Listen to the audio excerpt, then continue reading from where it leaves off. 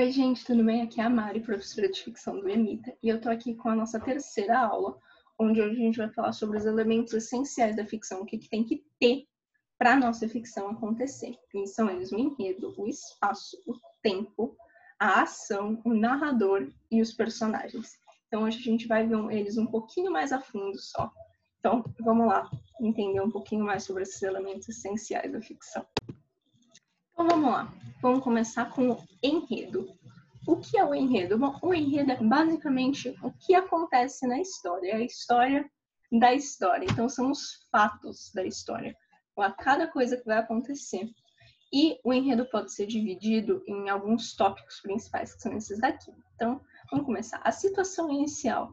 A situação inicial é basicamente o contexto inicial na qual estão inseridos os personagens.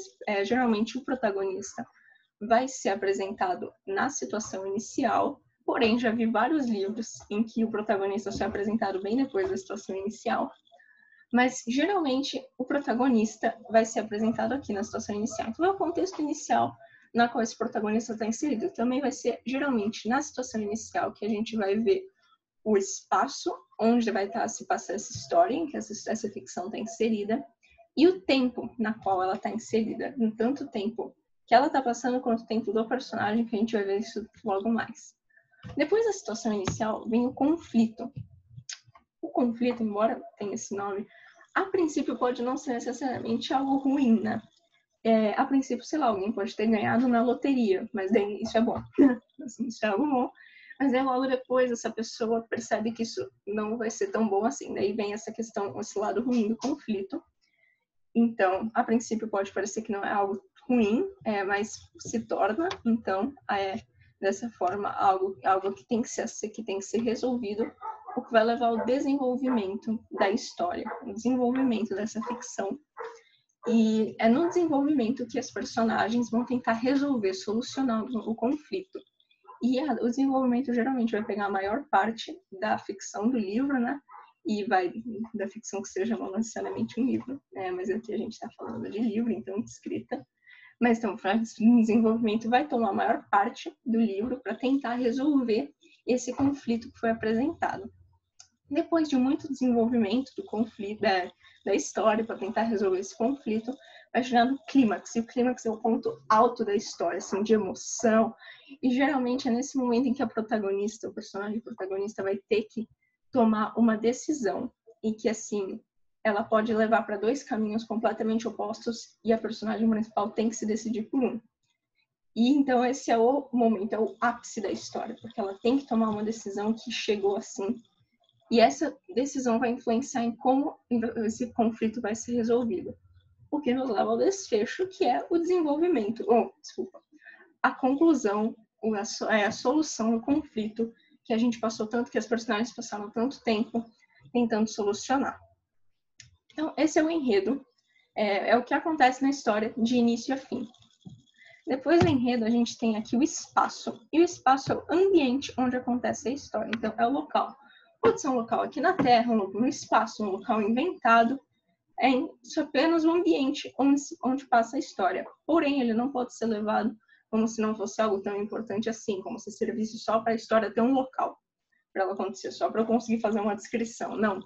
O ambiente ele pode influenciar uma série de aspectos, né? Como está aqui a aparência dos personagens. Então, por exemplo, se a história se passa no Japão, provavelmente a maioria das personagens vai ter características comuns de habitantes do Japão, os olhos mais puxados, o cabelo mais liso, e então isso influencia. Também vai influenciar a língua nativa, porque provavelmente se uma pessoa nasceu na Alemanha, a língua nativa vai ser alemão, mas a língua que ela vai falar mais provavelmente vai ser alemão. Não vai ser, sei lá, inglês ou português. Pode ser, mas provavelmente a língua dela, ou então até ao menos da maioria dos personagens, vai ser alemão nesse caso. Os costumes e o comportamento também, porque cada país, cada local, até mesmo que seja um local inventado, tem costumes e comportamentos típicos diferentes. Então, o espaço onde essa personagem está inserida vai afetar muito no comportamento dela, ou ao menos das pessoas ao redor dela. Pode ser que ela esteja visitando o lugar, mas as pessoas que são do local vão ter um comportamento, costumes diferentes do dela, porque o espaço vai influenciar nesse quesito. Aqui no nosso planeta a gente tem costumes e comportamentos que variam pelos países, e isso acaba influenciando bastante, não pode ser ignorado na ficção. Bom, depois do espaço, a gente tem o tempo, e o tempo é o que gera o acontecimento das ações.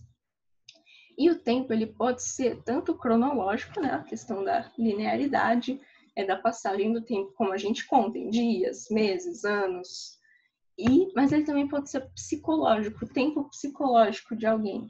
Então, pode estar relacionado com a idade, também com o tempo histórico, por exemplo, sei lá, numa história de viagem no tempo. A pessoa viaja de 1863 para 2020. Então, o tempo histórico dela vai ser bem diferente, tipo, do que está realmente acontecendo, do cronológico. Porque ela ainda vai ter os hábitos, os costumes de quem veio de 1863. Então, o tempo tem essas duas facetas, o cronológico, que está passando linearmente, e o psicológico. E também pode ser o psicológico numa questão de um flashback que a pessoa tem, e daí ela vai estar remontando o passado, falando do passado, enquanto o tempo cronológico está passando. A gente tem também a ação. E a ação é o que os personagens estão fazendo na história. Porque não tem como eles resolverem aquele conflito se eles não estiverem fazendo algo para resolvê-lo. Mas o fazer não é necessariamente só movimento. Sim, obviamente que pode ter movimento, né? Ações físicas, assim, para resolver esse conflito. Podem ir lá e, tipo, lutar com alguém e tudo mais. Mas também podem ser falas. Falas são ações. A pessoa, para resolver um conflito, ela pode só estar sentada, parada, assim, mas falando, conversando para resolver esse conflito. E pensamentos também, ela pode estar parada, sem falar, mas ela está pensando. E pensamento também vai ser ação para resolver esse conflito. Então, não é necessariamente só movimento físico, ir lá, lutar, correr, participar de alguma coisa, não. Mas falas e pensamentos também são coisas que os personagens fazem e que vão ser ação para desenvolver essa história. Depois a gente tem o narrador. E o narrador é quem conta a história. A história precisa ser contada por alguém. E quem vai contar é o narrador. E existem 3 tipos de narrador. O primeiro é o narrador observador. Então, o narrador observador, ele está de fora da história e observando ela e contando, então, o que ele vê, né? O que ele está vendo dessa história. E daí ele vai contando o que está acontecendo. Mas ele não necessariamente sabe como as personagens estão se sentindo ou o que exatamente elas estão pensando. Ele só está observando, ele conta o que ele está vendo. Igual quando a gente está vendo 2 pessoas brigando, a gente não sabe o que está passando ali dentro delas, a gente só vai contar depois, nossa, amigo, eu vi tal briga, assim, assim, assim. Você vai contar o que você viu, mas não necessariamente o que estava passando dentro daquelas pessoas, que elas estavam pensando. O narrador observador, ele vai ver e vai narrar o que ele está vendo.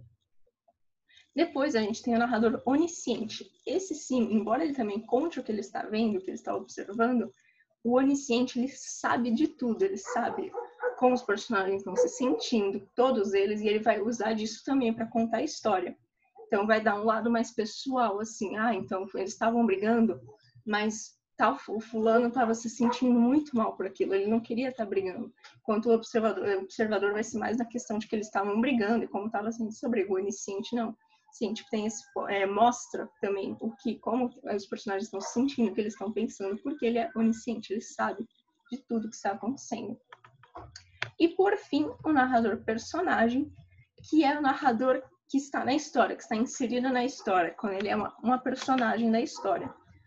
E o narrador personagem, ele geralmente vai falar mais por ele mesmo, e pelo que ele, como personagem, ele vai falar do que ele está sentindo, do que ele está pensando, mas daí, em relação aos outros personagens, ele vai falar de forma observadora.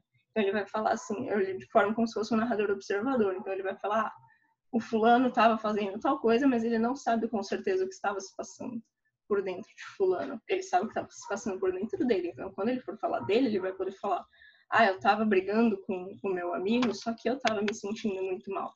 Mas ele não sabe se o amigo estava se sentindo mal. E ele também é um personagem inserido ali no contexto da história, do conflito, do desenvolvimento. Por fim, nós temos os nossos queridos e amados, os favoritos da maioria, os nossos personagens, os participantes da história, as estrelas do show que é nosso livro. Os personagens são a melhor parte, pelo menos para mim. A gente se apaixona pelos personagens, a gente se afeiçoa. E assim, não tem como não amar pelo menos um personagem em algum livro que você leu. Você pode odiar quase todos, mas sempre vai ter um que você vai gostar. E os personagens, eles são, como eu disse, os participantes da história. São eles que também vão fazer o enredo se mover. De que adianta você ter um enredo, você ter uma história, se não tem os personagens para levarem esse enredo? E os personagens, eles não estão fechados a só uma coisa, assim. Não precisam ser só pessoas. Eles podem ser pessoas, como tá aqui, né? Pessoas aqui reais, do mundo, personagens, seres humanos que a gente cria. Eles podem ser animais, e podem ser animais que falam também, como é muito comum nas fábulas, ou podem, claro, ser só os animais que estão ali, como, por exemplo, em Vidas Secas, do Graciliano Ramos, a baleia. Ela é a cachorra cadela da família, e ela é uma personagem importantíssima para a história, mesmo sendo só um animal. Só um animal não, porque ela é extremamente importante para essa história. Os personagens também podem ser elementos da natureza, podem ser, muito além disso, podem ser sentimentos, podem ser objetos. Os personagens, assim, eles não estão fechados a algo. Se você quiser, quase tudo pode se tornar um personagem importante de valor na sua história. E aqui eu só coloquei, então, por exemplo, essa imagem de um mago, né? Para mostrar que, sim, personagens mitológicos, seres que você cria, tudo, desde que você tudo pode se tornar um personagem, se eles ajudarem, assim, a movimentar o enredo, que estão lá participando e tem uma relação com a personagem principal. Claro, você não vai falar assim, meu personagem principal, sei lá, o João entrou em um prédio. O prédio não vai ser o personagem. Mas, assim, sei lá, se ele tem um animal, como eu dei o exemplo, e o animal é importante para ele, ajuda ele para o animal também vai ser um personagem. Então, os personagens não estão limitados. Eles podem ser inúmeras, assim, podem ser pessoas, podem ser animais, podem ser coisas. O personagem não está limitado. Isso eu acho, por opinião pessoal, uma das coisas mais fantásticas sobre os personagens. Eles não se limitam ao que a gente vê, tipo, na nossa vida geral, tipo, as pessoas são personagens. Não, nos livros os personagens não se limitam só a pessoas, podem ser inúmeras coisas. Bom, gente, esses são, então, os 6 elementos principais da ficção.